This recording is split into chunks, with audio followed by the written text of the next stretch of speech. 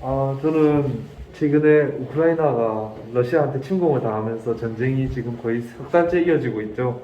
그래서 이 우크라이나와 러시아의 전쟁을 지리적 관점에서 한번 살펴보았습니다. 지리적 관점 말고 다른 관점에서는 웬만하면 뺐습니다. 최대한 이 문제를 객관적으로 볼 수 있게요. 네. 여기 이 모습은 우리나라 지도도 이렇게 경상남도, 경상북도, 뭐 강원도, 전라남도 이런 식으로 막 나누는 그런 지도가 있잖아요. 네. 이 지도 역시 우크라이나를 주별로, 우크라이나는 주로 이렇게 이루어져 있기 때문에 미국식. 여기 보시면 키예프주, 키예프가 지금은 또 우크라이나어식으로 키이우라고 불러달라고 하죠. 네. 키이우주가 우크라이나의 사실상 중심 주도임, 주도. 여기 보시면은 지금 좋습니다. 좀 오늘 많이 나오게 될 지역들이 이 동쪽에 도네츠크와 루한스크, 그리고 그 위에 있는 하르키우와 수미 지역, 그리고 체르니히우, 미콜라이우, 크림반도, 이 정도 알고 계시면 될 것 같습니다. 네. 다음으로 넘어가겠습니다. 일단 러시아 하면은 전 세계에서 땅이 가장 넓기로 유명하죠. 네. 네.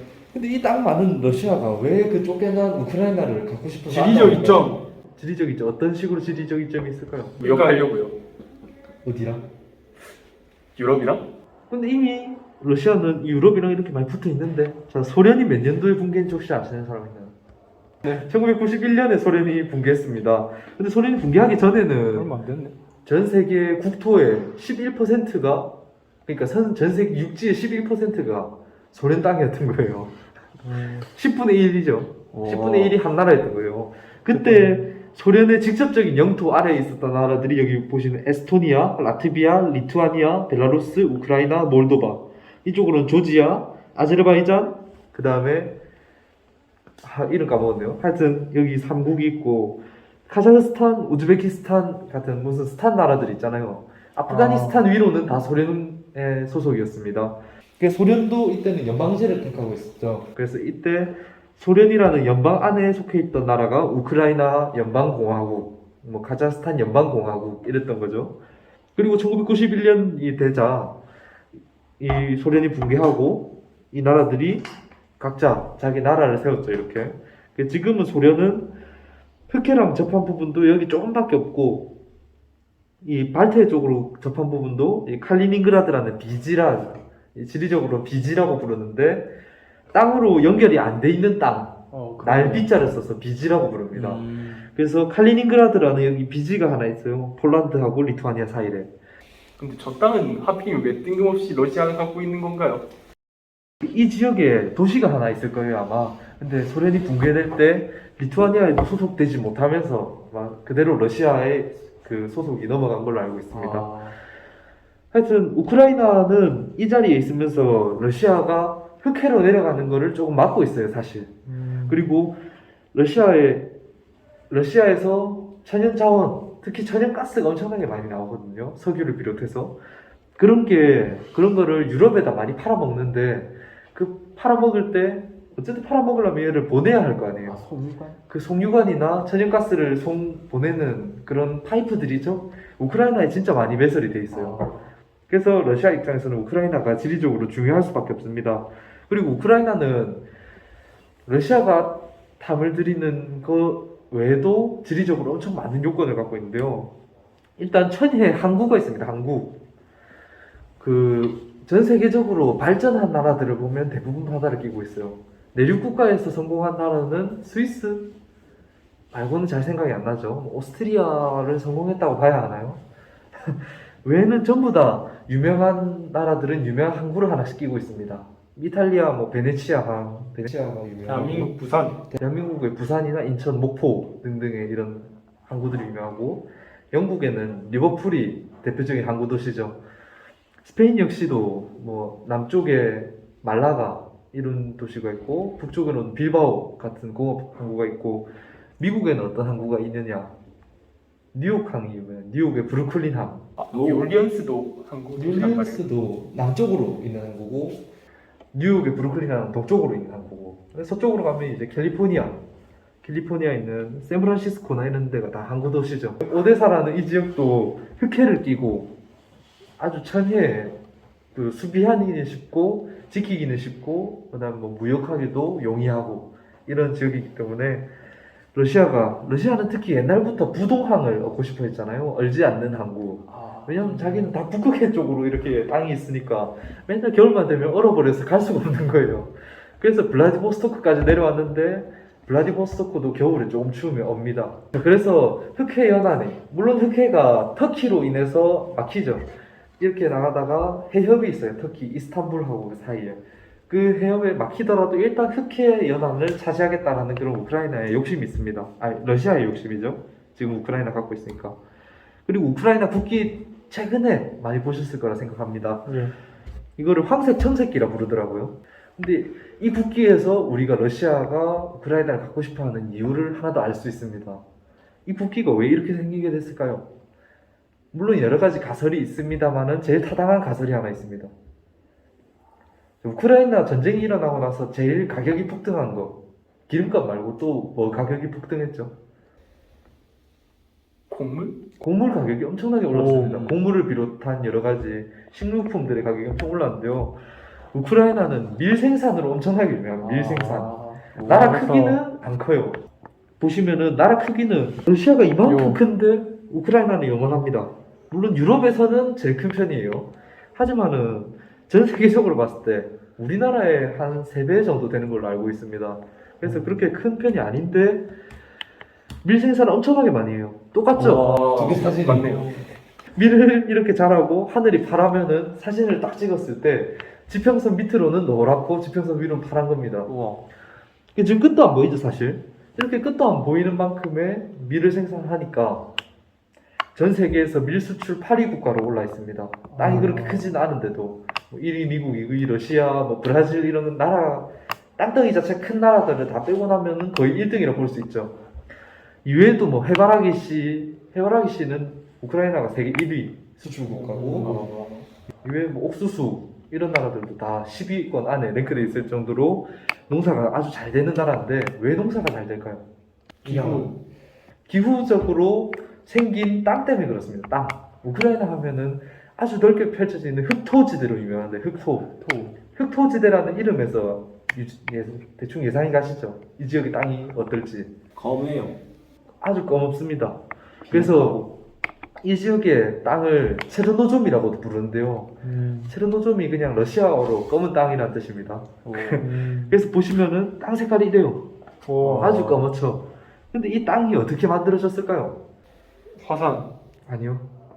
우리가 제주도 가도 좀 비슷한 흙이 있습니다. 제주도는 아까 말했듯이 화산으로 된 흙이 맞아요.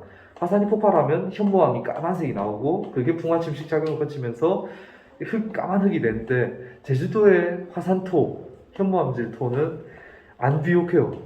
농사가 안 됩니다. 물이 너무 잘 빠져서 논농사도 안 되고 그래서 어느 정도 척박한 데서 잘 자라는 감자, 당근 이런 거밖에 농사가 안 돼요. 근데 여기는 엄청 비옥하다 했잖아요. 네. 왜 그럴까요? 농사가 잘 되려면 우리가 뭘 뿌리죠? 비료. 거름, 비료 이런 걸 뿌리죠. 근데 그런 거는 다 유기적으로 이루어져 있잖아요. 유기물들이 이루어진 건데 그러면 이 까만 흙도 유기물이 이루어졌다는 소리 있잖아요. 똥? 여기는 똥은 아닙니다. 사체? 아니요. 지렁이? 사체가 조금 비슷할 수도 있어요. 왜냐면 여기 지리적으로 비가 엄청나게 많이 오는 지역이 아니에요. 네. 왜? 어느 정도 대륙으로 들어가 있으니까. 끼고 있는 바다는 흑해인데 흑해는 어느 정도 내해예요, 내해. 이렇게 대륙으로 둘러싸여 있는 지중해라고도 부르죠. 우리가 알고 있는 유럽과 아프리카 사이의 지중해는 옛날부터 유럽 사람들이 지중해라 부른 거지 지리적으로 말하는 지중해는 그냥 3면 이상의 육지로 둘러싸인 그 해양을 지중해라 부르기 때문에 흑해 역시 지중해에 해당하는 겁니다. 그래서 비가 엄청나게 많이 오진 않아요. 막 우리나라의 여름처럼 막 쏟아지진 않고 어느 정도 우리나라의 늦가을 철과 조금 비슷한 기후라고 보면 될 것 같습니다. 그 비가 엄청나게 많이 오진 않으니까 나무가 자라기는 좀 힘들어요. 물을 저장해 놓고 하기 힘든데 비가 올 때 하늘살이 풀이 확 자랐다가 죽기는 쉽습니다. 그럼 하늘살이 풀이 막 자랐다가 죽으면은 그게 그대로 분해가 돼서 흙이 되는 거예요. 그렇게 쌓이고 쌓아온 게 엄청나게 두껍게 거의 8m 가까이 된다 하더라고요. 이 체르노좀층이. 그래서 농사가 엄청나게 잘 되고 합니다. 잘 된다고 합니다. 이 정도면은 러시아가 이 지역을 노리는 이유가 확실하죠. 근데 러시아도 이 지역을 아무 명분 없이 노리진 않을 거 아닙니까? 그래서 명분이 있어요. 자, 지금 보시면은 우크라이나에 러시아랑 제일 가까운 지역, 그리고 요 밑에 크림반도까지. 크림반도와 아까 처음에 제가 말씀드렸던 도네츠크와 루안스크, 그리고 도네츠크 같은 경우는 축구 팬들이라면 좀 유명해요. 샤르타르 도네츠크라고 유명한 축구팀도 있죠. 네. 이 지역에서 우크라이나 내부의 우크라이나어와 러시아어는 엄연히 다릅니다. 문자는 비슷하게 생겼지만 발음하는 게 다르기 때문에 구분을 하는데, 모국어 일반적으로 배우게 되는 언어가 이쪽 서부에서는 러시아어를 모국어로 하는 비율이 열의 10자릿수를 잘 안 넘습니다. 한 자릿수대예요. 근데 여기 동부로 가보시면은 도네츠크 지역 같은 경우에는 74.9%가 러시아어를 모국어로 사용하고, 루안스크 같은 경우는 68.8%가 러시아어를 모국어로 사용한다고 합니다.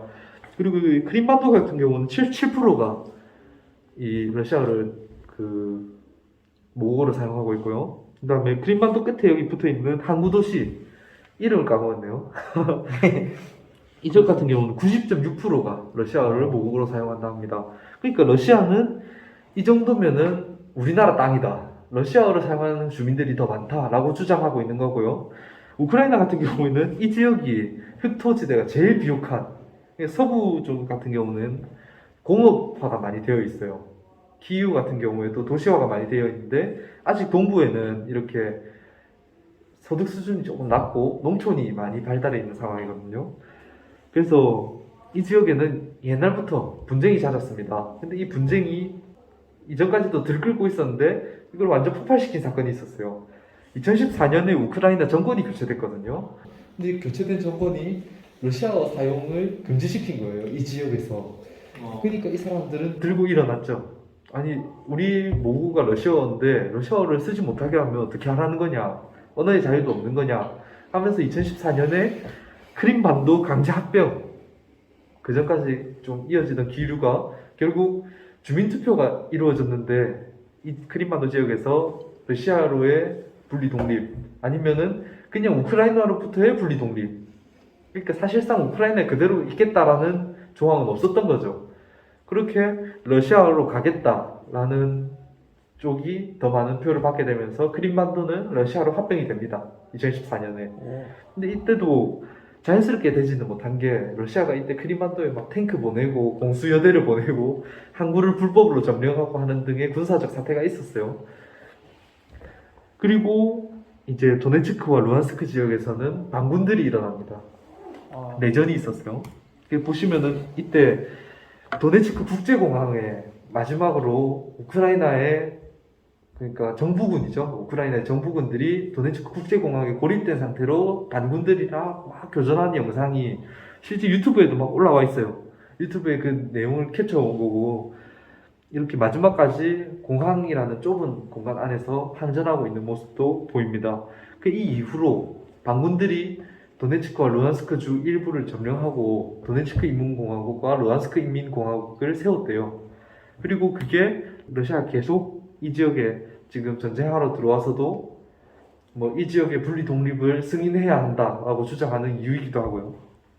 근데 우크라이나 입장에서는 이 지역을 버릴 수가 없죠. 앞서 말씀드렸듯이.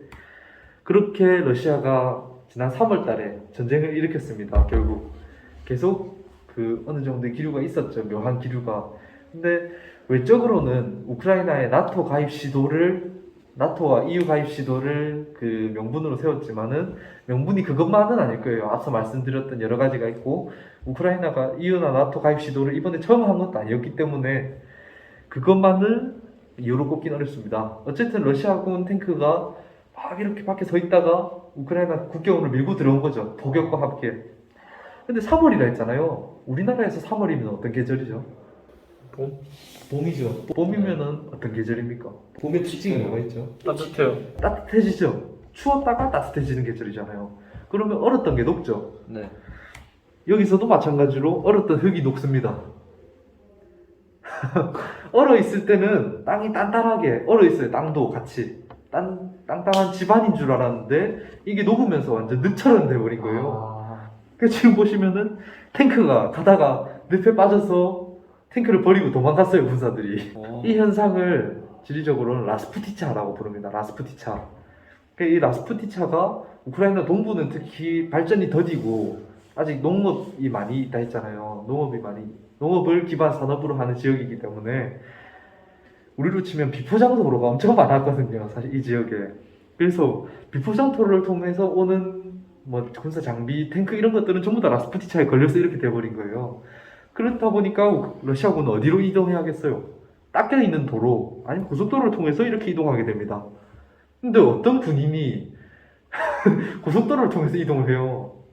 그러다 보니까 고속도로를 타고 오는 러시아 군사들은 게릴라군, 우크라이나 게릴라군이나 아니면 소규모 함대에도 쉽게 타격이 되고 아니면은 보급로가 엄청나게 길쭉해지잖아요. 얇고 길쭉해지잖아요. 고속도로를 따라오게 되니까. 원래 같으면은 이쪽 농촌으로도 가서 여기를 점령하고 또 앞으로 나가고 해야 하는데 일로 빠져나간 군대는 라스푸티차에 걸려서 못 움직이게 되고 그리고 고속도로를 따라서 이렇게 움직이게 되니까 중간에 살짝만 끊어내도 이 긴 병력들이 지원이 다 끊어지게 되는 거예요.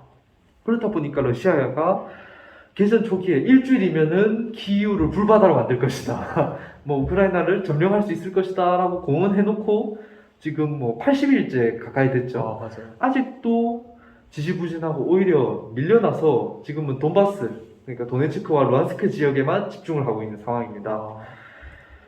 그 사진을 보시면 알게 되겠는데요. 이게 거의 개전 초창기의 상황입니다. 개전 초창기에서는 크게 7가지 진격 루트에서 러시아가 들어갔는데요. 아까 2014년에 크림반도를 러시아가 점령했다 했잖아요. 그래서 우크라이나를 남쪽부터 이쪽 도네스크와 루엔스크 그리고 아까 하르키우는 우리나라로 치면 부산 같은 도시예요. 제2의 도시로 쳐들어오고 그 다음에 수미, 그 다음에 이 북쪽에 키우 쪽으로 이렇게 7방면으로 쳐들어오는데 키우의 9km 앞에까지 하루 만에 진격해 왔어요. 그러니까 고속도로를 타고 오니까 느릴 수는 없는 거죠. 빠르게 진격해 오는데 문제는 뒷일을 생각을 안 한 거예요. 지금 이 왼쪽 사진을 보시면 이거는 영국의 가디언이라는 신문사에서 이거를 발표한 러시아군의 진격로고요. 이거는 러시아가 직접 발표한 러시아군의 진격로입니다. 아무래도 한쪽 편에서 이거를 발표하는 자료만 보면은 어느 정도 편향된 시각을 가질 수 있기 때문에 두 편을 다 보고 그러면 이거 한 중간 정도까지 러시아가 진격했겠구나 라고 보시면 될 것 같습니다. 근데 지금은 이쪽 빨간 지역만 지금 러시아군이 들어와 있는 지역이에요. 파란 지역은 러시아가 들어왔다가 다 밀려났습니다. 그러니까 보급로가 끊기고 여러 가지 문제가 겹치면서 러시아군이 오히려 밀린 상황이 겹친 거예요. 러시아군은 세계 2위의 군사력을 가지고 있다라고 생각했는데 세계 55위권 밖에 있는 나라인 우크라이나한테 밀리기 시작한 겁니다.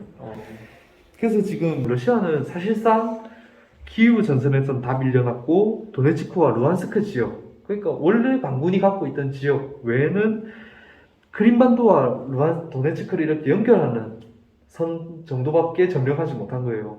그리고 이 점령하는 선 사이에 있는 이 도시가 그 유명한 마리우폴입니다. 최근에 뉴스에도 많이 나왔을 거예요. 이 도시는 하루면 점령당할 거다. 왜냐하면 포위를 당했거든요. 항구 도시인데 이렇게 육지 쪽으로 포위를 당했으니까 하루면 점령당할 거다 했는데 기적적으로 한 달 넘게 버틴 도시죠. 이 외에는 우크라이나는 사실상 러시아의 침공을 조금 성공적으로 격퇴했다고 보지 않나 라고 생각할 것 같습니다. 그래서 저는 이렇게 러시아와 우크라이나 전쟁을 한번 지리적으로 탐구해봤습니다. 감사합니다. 네.